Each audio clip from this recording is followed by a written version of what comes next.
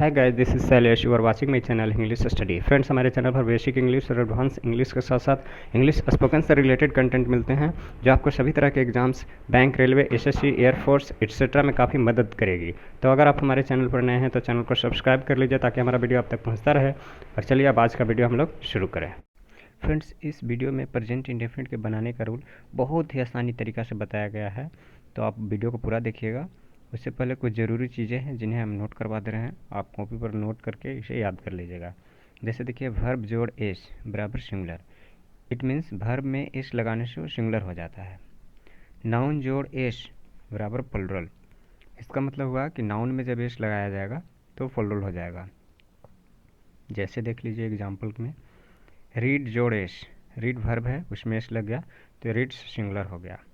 इस तरह के जितने भी वर्ब मिलेंगे सब में एस लगाने से वो सिंगुलर हो जाएंगे। कम जोड़ एस बराबर कम्स, आप इस तरह के और एग्जाम्पल लिख सकते हैं, अपने कॉपी पर नोट कर सकते हैं, हम 2 ही लिख रहे हैं। आगे देखिए, बॉय जोड़ एस बराबर बॉयज़, मतलब बॉयज़ में बॉय नाउन है, नाउन में जब एस लगा प्लुरल हो गया। इस तरह का और भी आप लिख सकते हैं। पेन जोड़ एस बराबर पेन्स, प्लुरल, चूँकि पेन नाउन है, नाउन में एस लग गया तो प्लुरल हो गया। आप और भी चार्ट बना लीजिएगा और याद कर लीजिएगा। हाँ देखिए, डू प्लुरल है और डज सिंगुलर है, इसे भी आप याद कर लीजिएगा और नोट कर लीजिएगा। जितने चीज़ें बताया जा रहे हैं सब कॉपी पर नोट कर लीजिएगा और याद कर लीजिएगा। चलिए आगे है नकारात्मक वाक्य, इसका भी यूज होने वाला है तो हम लोग पहले ही पढ़ लेते हैं, आप इसे नोट कर लीजिएगा। नेगेटिव सेंटेंस नकारात्मक को बोलते हैं। अब नकारात्मक कहते किसको हैं? जिस वाक्य में नहीं लगा रहे उसे नकारात्मक सेंटेंस कहेंगे। जी हाँ, जिसमें नहीं लग जाएगा, कोई भी ऐसा चीज़ है जिसमें नहीं लग गया तो नकारात्मक हो जाएगा। जैसे वह नहीं खाता है, वह नहीं खाता है तो नेगेटिव हो गया। अब आप जान लीजिए, टेंस वही होता है जिसमें कोई काम होता है, तो यहाँ नहीं खाता है तो मतलब ये टेंस है। बट अगर ऐसे रहता है कि मैं एक लड़का नहीं हूँ तो टेंस नहीं होता लेकिन नेगेटिव रहता, तो आप ये भी जान लीजिए। तुम नहीं पढ़ते हो, इसमें नहीं लगा हुआ है तो ये भी नेगेटिव है। सीता नहीं जाती है, इसमें भी नहीं लगा हुआ है तो ये भी नेगेटिव है। और इस तरह की आप लिस्ट बना लीजिएगा नेगेटिव के और याद कर लीजिएगा।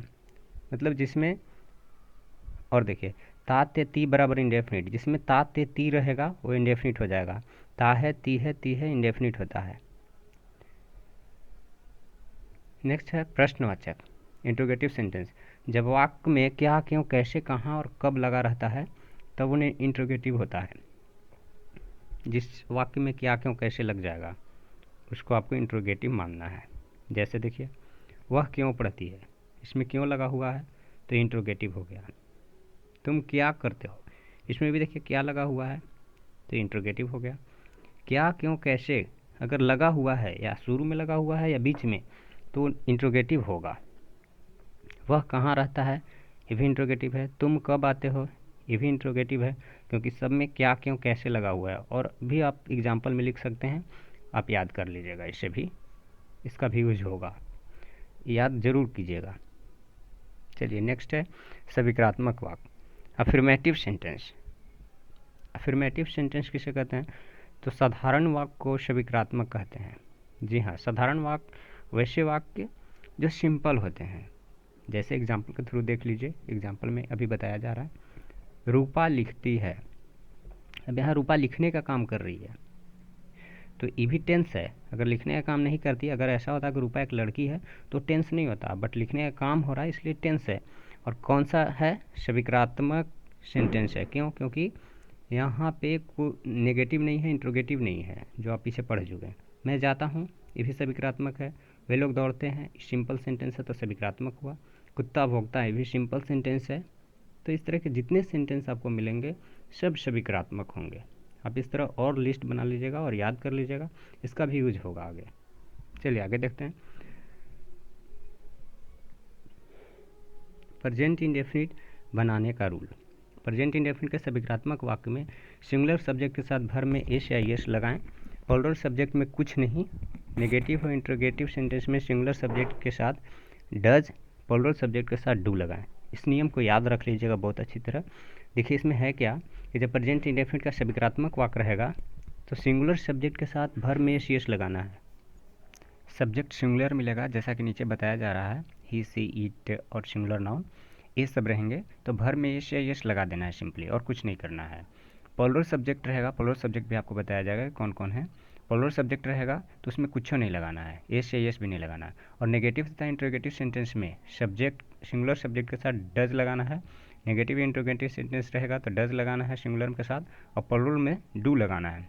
एग्जाम्पल के थ्रू हम लोग देखेंगे, इसे आप अभी नोट करके याद कर लीजिए, और तब हम लोग आगे देखेंगे इसका एग्जाम्पल भी ये कैसे लगाना है।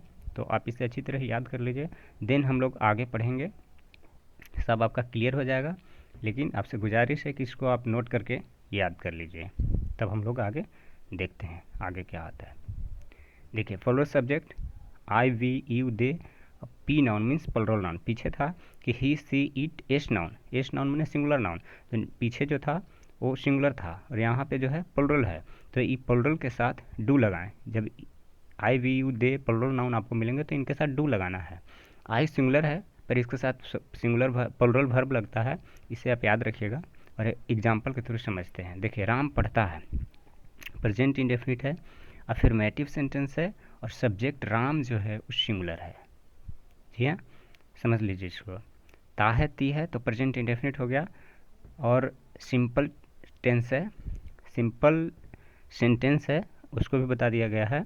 और राम जो है सिंगुलर है तो भर में एस लगेगा, क्योंकि प्रेजेंट इंडेफिनिट के अफर्मेटिव सेंटेंस में वर्ब के साथ सिंगुलर सब्जेक्ट के साथ एस या ईस लगाना, ऐसा नियम लिखा हुआ है, आप पढ़े होंगे। तो ये आपका ट्रांसलेशन होगा राम रीड्स, सिर्फ इसमें एस लगेगा। एस इसलिए लगा क्योंकि राम सिंगुलर है, सिंगुलर है, प्रेजेंट इंडेफिनिट का अफर्मेटिव है, इसलिए लगा। एक बार आप रूल को पढ़ लीजिए, उसमें मिला लीजिए, सब क्लियर हो जाएगा। देन आगे देखें हम लोग आगे क्या है। अगला है वह जाती है, वह जाती है, इसे भी देखिए ती है, लास्ट में ती है तो प्रेजेंट इंडेफिनिट हो गया, और वह लिखा हुआ है मतलब सब्जेक्ट सिंगुलर है, और वह जाती है इस अफर्मेटिव सेंटेंस है। आप लिस्ट में मिला लीजिएगा अफर्मेटिव सेंटेंस किसे कहते हैं।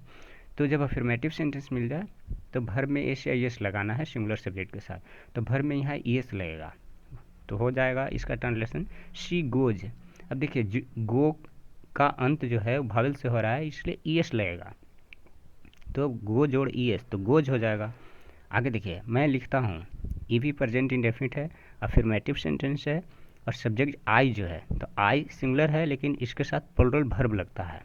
तो देखिए भर में एस या एस नहीं लगेगा इसके साथ, क्यों? क्योंकि आई जो है वो सिंगुलर है लेकिन प्लूरल जैसा इसका यूज होता है, और इसके साथ भर में एस या एस नहीं लगता है, प्लूरल वर्ब भी लेता है। तो ये देखिए आई राइट, मतलब मैं लिखता हूँ आई राइट, इसका सिंपली ट्रांसलेशन होगा राइट जो है वो प्लूरल वर्ब है, आई भी सिंगुलर है लेकिन प्लूरल वर्ब लेता है, तो आई राइट इसका हो गया। देखिए आई के साथ प्लूरल वर्ब लगा हुआ है राइट, अगर राइट में एस लग जाएगा तो सिंगुलर हो जाता है, वो कब लगता है? जब सब्जेक्ट सिंगुलर होता है। चलिए आगे देखते हैं। तुम नहीं पढ़ते हो, तुम नहीं पढ़ते हो प्रेजेंट इंडेफिनिट है, नेगेटिव सेंटेंस है क्योंकि नहीं लगा हुआ है, और तुम जो है वो सब्जेक्ट है वो प्लूरल है, तो जब सब्जेक्ट प्लूरल है तो वर्ब भी प्लूरल लगेगा।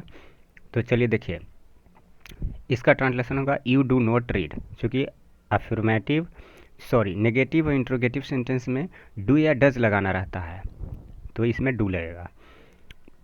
नेक्स्ट है वह नहीं जाती है, ये भी प्रेजेंट इंडेफिनिट है, नेगेटिव है, और सब्जेक्ट यहाँ सिंगुलर है, तो सिंगुलर सब्जेक्ट के साथ नेगेटिव सेंटेंस में डज लगता है, तो यहाँ पे सिंपली डज लगेगा क्योंकि वह सिंगुलर है।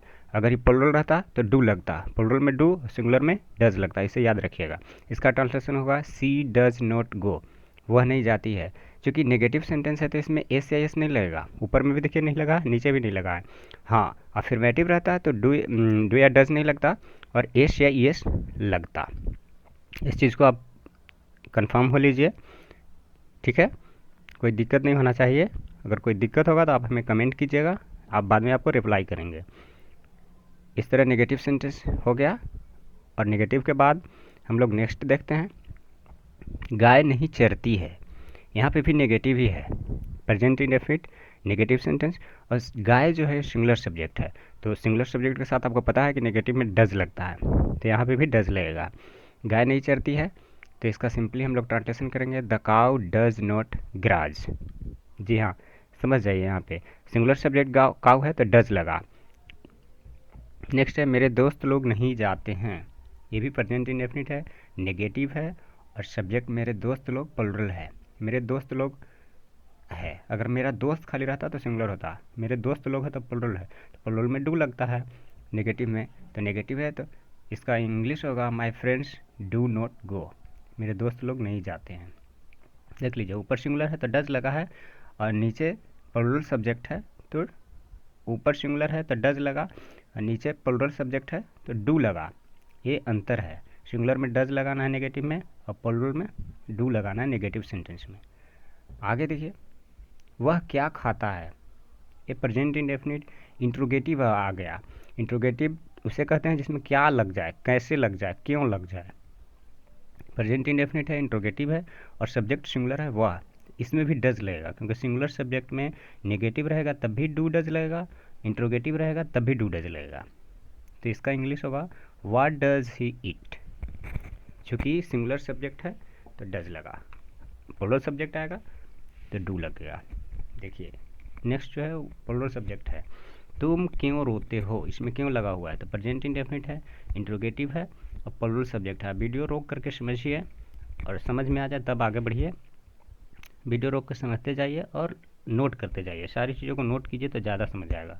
तो इसमें देखिए प्लुरल सब्जेक्ट है तो डू लगेगा, क्योंकि इंट्रोगेटिव और नेगेटिव में प्लुरल सब्जेक्ट के साथ डू लगाना रहता है। तो इसका सिंपली इंग्लिश होगा why do you weep, why do you weep.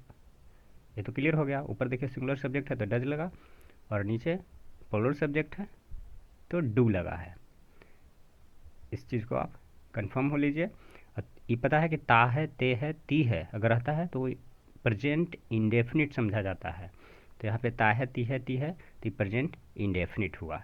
Tense जो है प्रेजेंट इंडेफिनिट है, लेकिन सब्जेक्ट के अकॉर्डिंग डू डज या इज एम लगता, इज आ सॉरी एस या एस लगता है। नेक्स्ट है वे लोग कैसे जाते हैं, यहाँ पे देखिए प्रेजेंट इंडेफिनिट है, इंट्रोगेटिव सेंटेंस है और सब्जेक्ट वे लोग प्लुरल है। तो आपको पता है कि प्लुरल सब्जेक्ट के साथ इंट्रोगेटिव में डू लगाते हैं, तो इसमें सिंपली डू लगाएंगे। हाउ डू दे गो, वे लोग कैसे जाते हैं, अगर क्या क्यों कैसे बीच में आ जाता है तो उसका अंग्रेजी पहले लिखा जाता है। आगे देखिए, वह कहाँ जाती है, भी प्रेजेंट इंडेफिनिट है, नेगेटिव है और सब्जेक्ट सिंगुलर है। तो सिंगुलर सब्जेक्ट फिर मिल गया तो हम लोग फिर सिंगुलर सब्जेक्ट में डज लगाएंगे।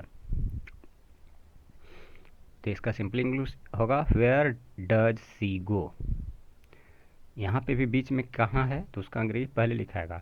अगर शुरू में अगर क्या आ जाता या शुरू में जब क्या आ जाता है तो उसका ट्रांसलेशन अलग तरह से बनता है, उसमें जो है डज को या डू को शुरू में कर देते हैं। अब देखिए हम लोग कुछ प्रैक्टिस करते हैं। अब अफर्मेटिव सेंटेंस लिया गया है, AFFI लिखा हुआ मतलब अफर्मेटिव हो गया। ऋतु टहलती है, तो यहाँ पे आप खुद समझिए, ऋतु सिंगुलर है तो ऋतु वाल्क्स होगा, क्योंकि प्रेजेंट इंडेफिनिट है और सिंगुलर सब्जेक्ट है। तो प्रेजेंट इंडेफिनिट को बनाने के लिए अफर्मेटिव को एस या एस सिर्फ लगाते हैं, वर्ब में डू डज नहीं लगता है। नेक्स्ट देखिए, बच्चे दौड़ते हैं, यहाँ पे प्लुरल सब्जेक्ट है, चिल्ड्रेन बच्चे, प्लुरल में एस या एस भी नहीं लगता है सब्जेक्ट में, सॉरी वर्ब में। जैसे चिल्ड्रेन है तो चिल्ड्रेन रन होगा, एस नहीं लगेगा। अगला है अफर्मेटिव, वह रोती है, सी वीप्स, वीप में एस लग गया तो सिंगुलर हो गया, वह सिंगुलर है तो वीप्स भी सिंगुलर हो गया। और जब प्लुरल रहेगा तो प्लुरल वर्ब लगाना है, plural subject plural verb, singular subject singular verb, ऐसा रूल है। आप इसे समझ लीजिएगा अच्छी तरह। आगे है नेगेटिव, ऋतु नहीं टहलती है, ऋतु डज नॉट वॉक, क्योंकि नेगेटिव है तो नेगेटिव में डू डज लगाना रहता है, ऋतु सिंगुलर है तो डज लगेगा, ऋतु डज नॉट वॉक। फिर है नेगेटिव, बच्चे नहीं दौड़ते हैं, यहाँ पे बच्चे जो है वो प्लुरल सब्जेक्ट है तो इसमें डू लगेगा। तो इसका सिंपल इंग्लिश होगा चिल्ड्रेन डू नॉट रन, क्योंकि प्लुरल सब्जेक्ट है। ऊपर देख लीजिए अफर्मेटिव था तो डू डज नहीं लगा हुआ है, सिर्फ एस लगाना है वर्ब में। नीचे नेगेटिव है तो डू डज लगाना है। अगला है वह नहीं रोती है, यहाँ पे देखिए ये भी नेगेटिव सेंटेंस है, नेगेटिव है और सब्जेक्ट जो है सिंगुलर है, तो इसका सिंपल इंग्लिश होगा शी डज नॉट वीप। यहाँ पे वह जो है शी सिंगुलर है तो तो सिंगुलर के साथ डज लग गया। एक कॉन्सेप्ट याद रखिए कि सिंगुलर सब्जेक्ट के साथ सिंगुलर वर्ब लगता है, प्लूरल सब्जेक्ट के साथ प्लूरल वर्ब लगता है। पहले ही बता दिया गया है कि एस लगाने से वर्ब जो है सिंगुलर हो जाता है, एस नहीं रहेगा वर्ब में तो प्लूरल होता है। जी हाँ, इस चीज़ को याद रखिए। और नीचे देखिए ता है, ते है, ती है, इससे प्रेजेंट इंडेफिनिट होता है, इसे भी आप याद रखिएगा। अगला है इंट्रोगेटिव। अब इंट्रोगेटिव सेंटेंस को देख लेते हैं, जिसमें क्या क्यों कैसे रहेगा। क्या ऋतु पढ़ती है, तो ये इंट्रोगेटिव हो गया। तो डज ऋतु रीड, चूँकि ऋतु सिंगुलर है तो सिंगुलर डज लगा, प्लूरल रहता तो डू लगता। क्या बच्चे दौड़ते हैं, यहाँ पे बच्चे प्लूरल है तो इसमें डू लगेगा। डू चिल्ड्रन रन, सिंगुलर में डज, प्लूरल में डू। इस चीज़ को आप याद रखिएगा अच्छी तरह। क्या वह रोती है, डज सी वीप, वह सिंगुलर है, सी तो उसके साथ डज लगेगा। वह क्यों रोती है, वाई डज सी वीप, वह जो है सिंगुलर है तो डज लग गया, वह क्यों रोती है। आप इसी तरह से और प्रैक्टिस कीजिएगा लिख लिख करके, और बहुत सारा नोट्स बनाइएगा, उसमें एग्जाम्पल ढेर सारे लिखिएगा और सबको समझिएगा। और आज का वीडियो यहाँ पे समाप्त होता है। और मेरे और भी वीडियो देखना चाहते हैं आप